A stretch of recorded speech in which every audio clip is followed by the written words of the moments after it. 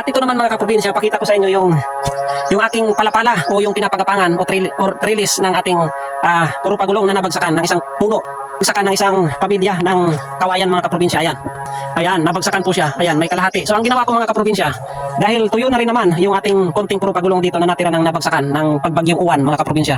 Ginunot ko mga kaprobinsya yung puno ng puro pagulong dahil tuyo din naman, dahil ang plano ko ay palitan natin mga kaprobinsya ng tanim. At puro pagulong pa rin mga kaprobinsya yung ating itatanim. Ayan, meron pa naman mga kaprobinsya na konting natira. Ayan pero kung pang sarili natin mga kaprobinsya at yung puro pagulong kasi o sigarilyas kung tawagin sa Katagalugan, marami sila mamunga at bumapang. Kaya tingnan nyo mga kaprobinsya.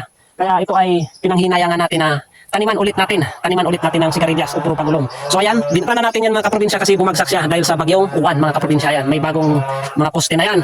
Ayan ang ginawa ng bagyong uwan sa atin pero hindi pa rin tayo sumusuko mga kaprobinsya sa pagtatanim. So patuloy yung ating pagtatanim mga kaprobinsya. Ang bawat sulok ng ating area ay dapat natin pakinabangan.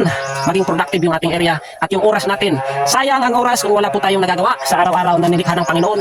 Binigyan tayo ng pagkakataon para tayo ay magising. Binigyan tayo ng pagkakataon upang tayo ay patuloy sa ating gawain. Ayang kung yung oras, higa lang tayo mga kaprobinsya, kailangan natin magbanat buto, magpagod, pagsikap sa buhay mga kaprobinsya. Lalo na yung ating hanap buhay, andito tayo sa probinsya, tanging pagtatanim, pag-aalaga ng hayop, kung ano man ang pwede natin i-insert o interpret dito sa ating area mga kaprobinsya, ay gagawin natin na makapag-generate ng income mga kaprobinsya. Napakasimple ng buhay sa probinsya, basta masipag ka lang. Yun po ang totoong diskarte dito sa buhay probinsya. So ayan mga kaprobinsya, may nakita pa akong ayan, may pananim. Ito ay puro pagulong na aralabaon. Ayan mga kaprobinsya. So shout out po sa inyong lahat, sa lahat ng mga farmers dyan. Planong uragon, mga manoy, mga manay. So shout out po sa inyong lahat. Mabuhay po tayong lahat at magtulungan, magsuportahan, buhayin po natin ang mundo ng agrikultura.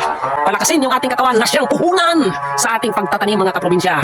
God bless, peace bye. Alright, gang gang!